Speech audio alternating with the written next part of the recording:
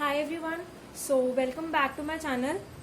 So today we'll be discussing about the internal capsule.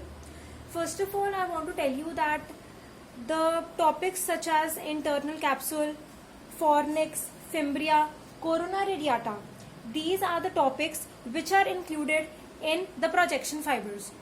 Remember that when we first started up with discussing about the white matter of the cerebral cortex, I told you that there are three types of fibers which exist in the white matter: association fibers, commissural fibers, and the projection fibers. On the previous video lectures, we have thoroughly discussed about the association fibers and the commissural fibers. And now today I'll be telling you about the projection fibers. Now projection fibers are those which connect the cerebral cortex to the subcortical centers and spinal cord. Okay, and grossly the projection fibers are of two types: the corticofugal and the corticopetal fibers. I'll be explaining you these two terms in more detail when we talk about the fibers of the internal capsule. And the projection fibers basically include corona radiata, internal capsule, fimbria, and fornix. So now today we'll talk about the internal capsule. Okay. First of all, I'll be illustrating you the diagram which I have drawn on the board. So this diagram which you can see, this is what is the internal capsule. See, internal capsule is nothing but simply white matter. Okay, these are fibers. So this V-shaped bundle is the internal capsule, and the internal capsule is situated between the head of chordate nucleus. Here CN is the chordate nucleus, thalamus and the lentiform nucleus. Okay. So first of all, coming to the definition of the internal capsule. Internal capsule is a compact bundle of projection fibers. Okay. See, internal capsule is nothing but simply a compact bundle of projection fibers. It is a type of projection fiber, and as you can see, it is situated. See, first of all, if I suppose this to be the medial side and this to be the lateral side, okay, so this internal capsule is situated between the head of chordate nucleus and the thalamus medially, while laterally it is situated between the lentiform nucleus. Okay. Now, talking about its shape, that how does it look like? In the diagram, it is quite clear that the internal capsule is a V-shaped bundle.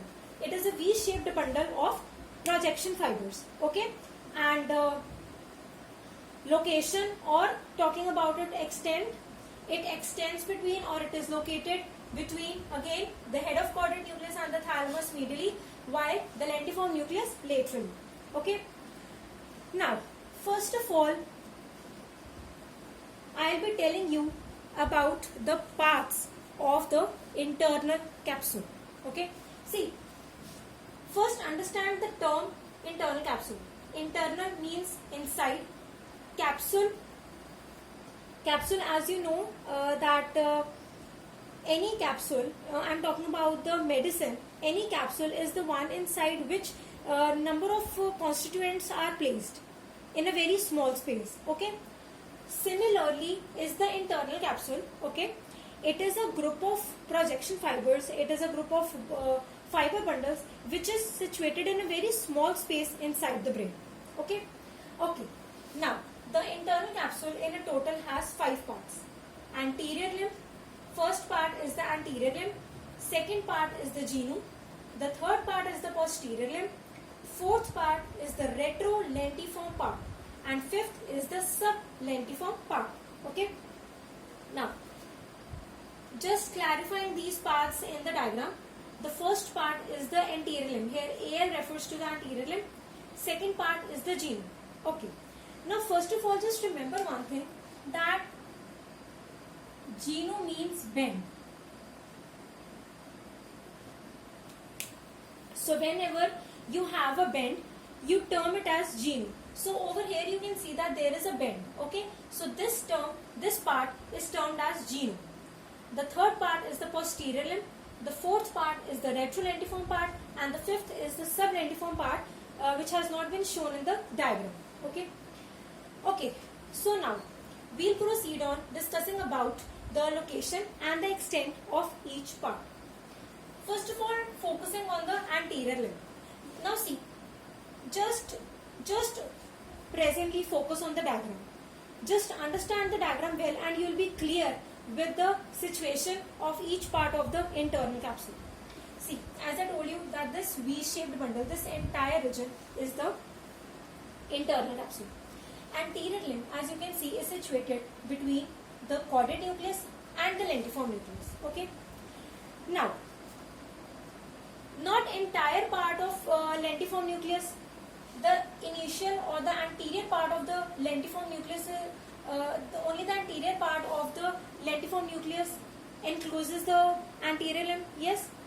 So thus, the extent or the situation of the anterior limb is that it is situated between the head of caudate nucleus medially and the anterior part of the lentiform nucleus laterally. Okay, are you clear till here? Now, genome.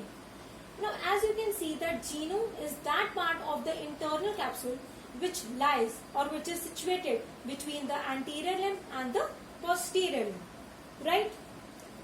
Now, talking about the posterior limb. Posterior limb, as you can see, is situated between thalamus and the lentiform nucleus. Not entire lentiform nucleus, in fact, posterior part of the lentiform nucleus. So thus you can say that posterior limb is situated between thalamus medially and posterior part of the lentiform nucleus laterally. Okay. Now, talking about the retrolentiform and the sublentiform. Retro means पीछे, while sub means back. Sub means below. Yes. Now see, retro मतलब पीछे. तो retrolentiform part of the internal capsule is that part which is situated behind the lentiform nucleus. Retrolentiform part is that part of the internal capsule which is situated behind the lentiform nucleus. Lentiform nucleus के ये पीछे situated है. See, this is the lentiform nucleus and this is the retrolentiform part. So you can very clearly see in the diagram कि retrolentiform part lentiform nucleus के एकदम पीछे situated है. Yes, sub मतलब below, मतलब कि नीचे. So the sublentiform part is that part which is situated below the lentiform nucleus. Okay. Now, talking about the constituent fibers of the internal capsule. Now see, in a total you have two types of fibers of the internal capsule. Means that internal capsule is made up of two types of fibers, the motor fibers and the sensory. Now, first of all, just understand the terms. Sensory fibers are those which will carry the sensation towards the brain. Okay? And thus, these sensory fibers are also termed as corticopetal. Petal means to, just simply when we talk about a circle. This is a circle, okay? Just a second.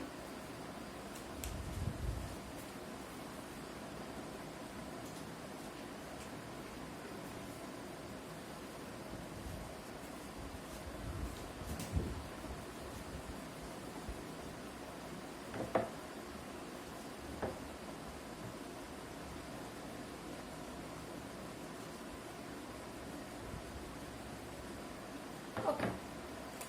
So yes, this is a circle, okay, and you know that this is the center of the circle.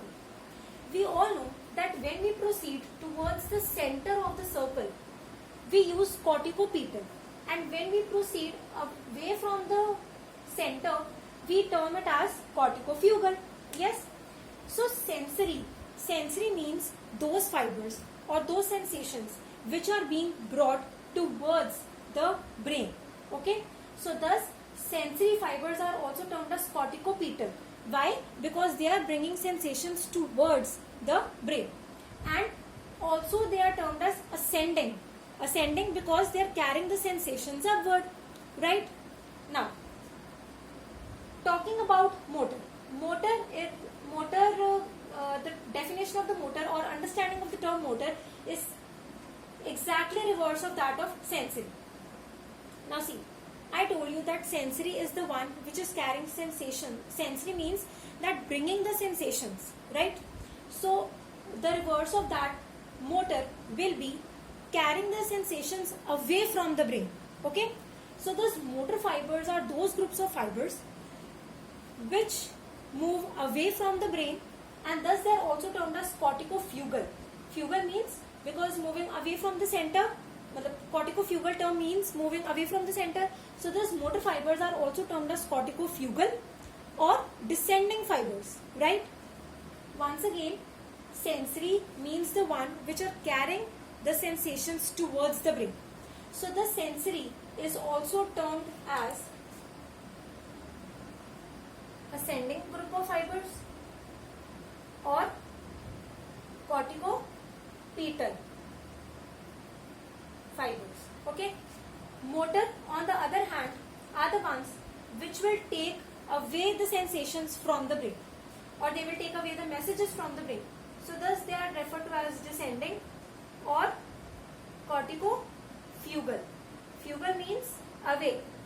Okay. Now, talking in detailed description about these fibers.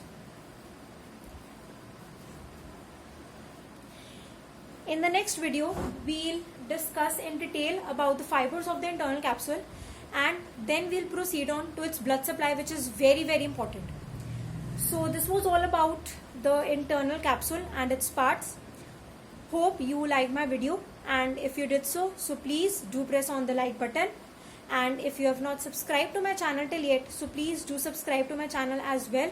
And yes, please don't miss on to press the bell icon so that you do not miss on to the latest updates and notifications. Thank you.